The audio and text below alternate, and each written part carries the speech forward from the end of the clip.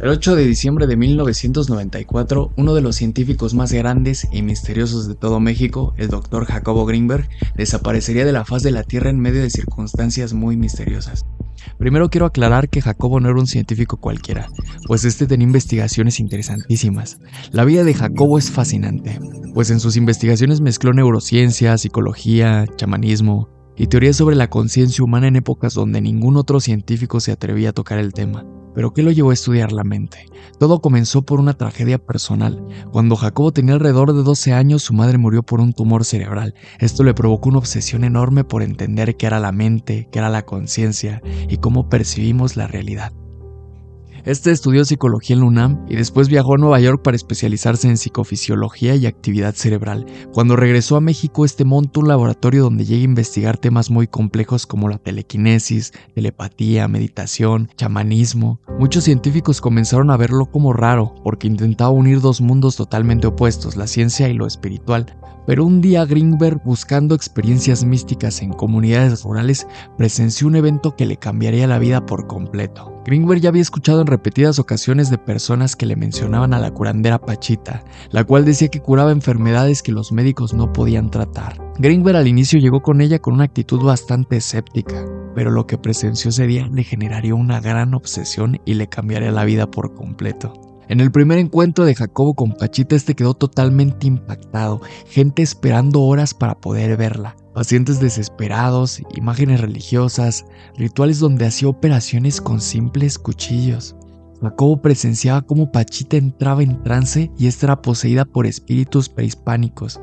Realizaba operaciones a la gente desahuciada de hospitales. Jacobo quedaba impresionado al ver a las personas con mejoras de salud después de estas sesiones. Grinberg llegó a un punto en el que se quedó meses completos en las comunidades entrevistando y observando, tratando de dar una explicación científica, puesto que algunas experiencias le parecían simplemente imposibles de explicar, hasta que con el paso del tiempo Jacobo simplemente empieza a creer que todo lo que presenció definitivamente es real. También llega a desarrollar una relación muy cercana con Pachita, viéndola casi como su maestra espiritual. Llegó inclusive a escribir un libro con todas sus experiencias plasmadas. Bien, fue el inicio para que Jacobo desarrollara una obsesión con el estudio de los fenómenos psicológicos y sobrenaturales. Al poco tiempo, Jacobo desarrolla investigaciones complejas, donde realiza experimentos y teorías respecto a la conciencia humana. Él creía que realmente estas investigaciones podían resolver enigmas que cambiarían nuestra forma de ver la realidad por completo. Desarrolló estudios de telepatía con el nombre de potencial transferido, en donde él demostraba que podía conectar psíquicamente a dos personas que estaban en habitaciones diferentes.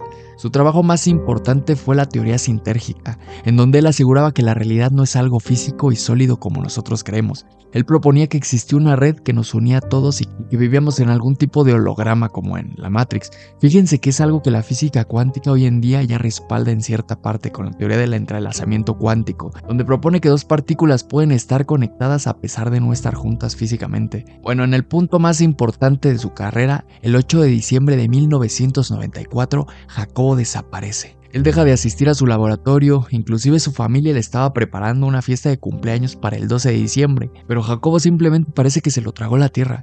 La familia va con la policía y comienzan su búsqueda. ¿Pero qué le pasó a Jacobo? Primero mencionaré que él nació en Ciudad de México, pero sus padres y su familia eran judíos askenazis europeos. Su hermano era Larry Telch, un actor de telenovelas muy famoso de la época. Sí, dejó 55 libros publicados. Desapareció hace ya 25 años, lo extrañamos mucho, no sabemos si lo asesinaron, no sabemos si trascendió, no sabemos qué pasó. No sigue abierto el caso, la verdad es que se abrió una procuraduría especial para investigar su desaparición. Se sabe que la mujer, Teresa Mendoza, se sabe que está viva y está escondida en Estados Unidos. Pero desgraciadamente la investigación no siguió, está cerrada.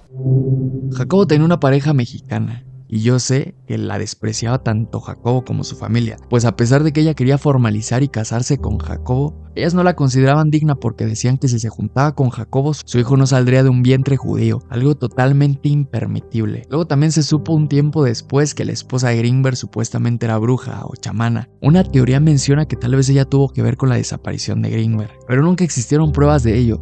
Otra teoría que también tomó fuerza es que algunos testigos reportaron haberlo visto junto a hombres vestidos de negro en el aeropuerto de la Ciudad de México. La teoría apunta a que el gobierno estadounidense se interesó en él por los aportes que había tenido a la ciencia. Hay también otro par de teorías de su paradero. Uno es que lo mataron, sin más, en un ajuste de cuentas por su familia. El otro es que posiblemente Jacobo sí logró salir de nuestra realidad, como en las teorías que él tanto creía. Si algo sabemos de México es que desde sus inicios ha sido manejado por gobiernos corruptos, gobiernos que no les importa lo más mínimo el pueblo. Bueno, pues en 1994 hubo una pizca de esperanza de que todo ese sistema cambiara, o al menos así lo parecía. En medio de tanta corrupción y crisis, un gobernante carismático con una silueta irreconocible se ganaría el cariño de muchos mexicanos, Luis Donaldo Colosio. Este convivía con la gente, visitaba pueblos y realmente se interesaba por el bienestar de las personas. Este no portaba ostentosidad y en sus discursos atacaba la corrupción y el enriquecimiento. Colosio buscaba llegar a la presidencia en 1994 para hacer un cambio. Venía con el partido político PRI, uno de los partidos por demás corruptos del gobierno mexicano. Pocos días de la elección en el Monumento a la Revolución, mientras convivía con la gente, este dio un discurso que quedaría marcado en la mente de miles, atacando por completo el sistema corrupto y priorizando a la gente. Hubo una frase en particular que llegó a lo más profundo del corazón de la gente. Yo veo un México con hambre y sed de justicia. En definitiva, parecía ser un gobernante que marcaría un antes y un después para la historia de México. Pero el 23 de marzo de 1994, durante una campaña,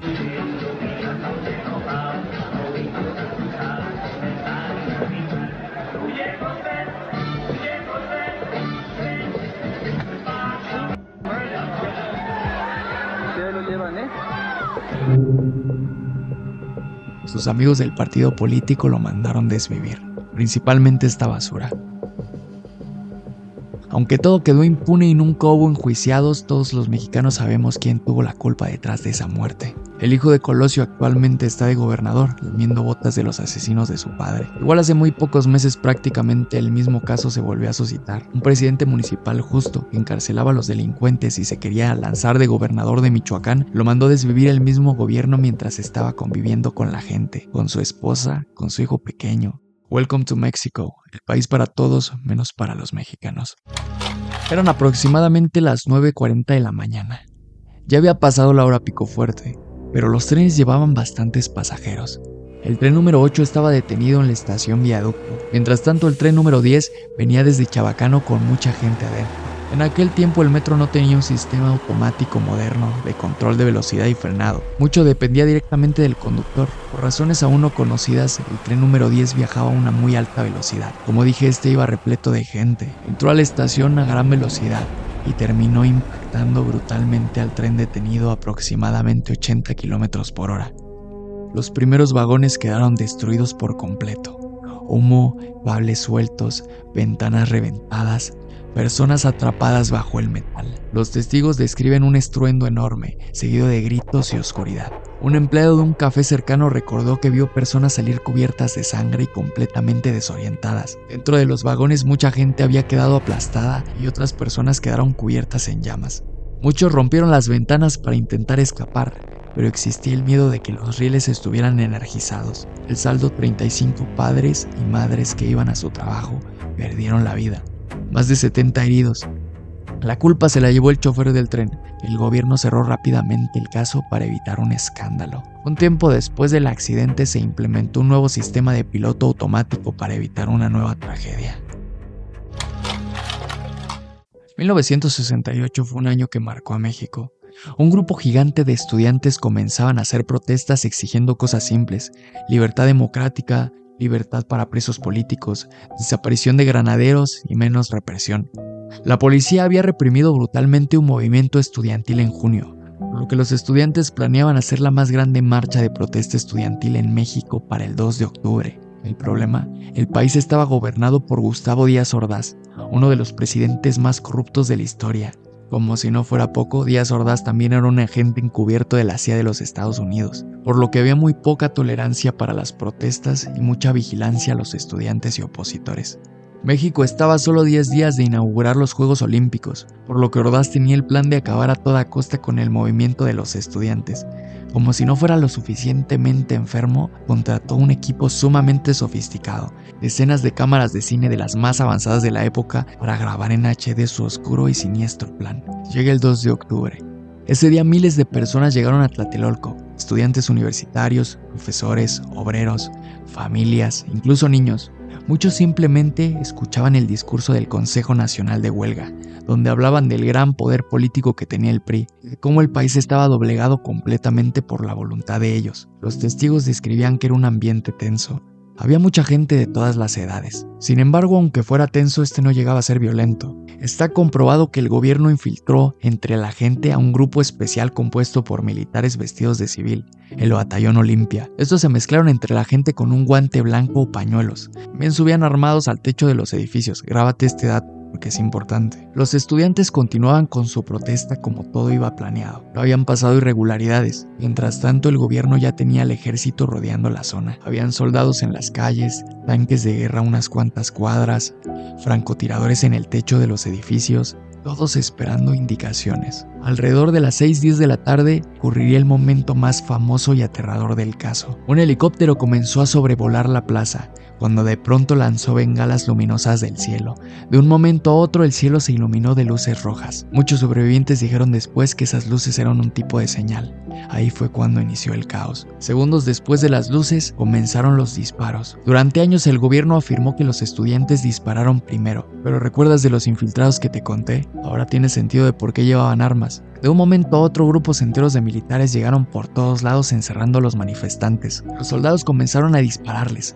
Una multitud corrió desesperadamente. Al escuchar las detonaciones, la gente se tiraba al suelo mientras otros trataban de esconderse dentro de los edificios o departamentos. Los testimonios hablan de personas pisoteándose, madres buscando a sus hijos y disparos que venían de todas partes. Inclusive el gobierno llevó tanques de guerra. El gobierno acorraló a muchos estudiantes en las calles de detrás de la plaza, aniquilándolos sin piedad. El ejército entró a departamentos y edificios cercanos buscando a jóvenes o a estudiantes. Personas fueron disparadas, golpeadas, torturadas. Fueron horas y horas de persecución militar hasta la madrugada. Muchos sobrevivientes recuerdan haber visto cúmulos de cuerpos tirados en el suelo por todo Tlatelolco y camiones militares llegando en la noche para retirar los cadáveres. Una de las cosas más perturbadoras fue lo que ocurrió después, en la mañana siguiente.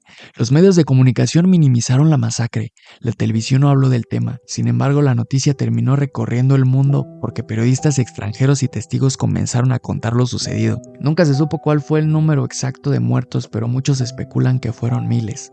También fueron cientos de personas desaparecidas, las cuales solamente estaban alzando la voz por un país mejor. Pero para mí lo más perturbador fue que el secretario de gobierno Luis Echeverría ordenó al cineasta Servando González grabar toda la masacre. Se contrató un equipo cinematográfico profesional de 35 milímetros, la mejor resolución y el mejor formato disponible en aquella época. Eran decenas de las mejores cámaras profesionales de cine, colocadas estratégicamente en los edificios y con operadores experimentados con el único objetivo de captar con el más mínimo detalle toda aquella masacre de ese día.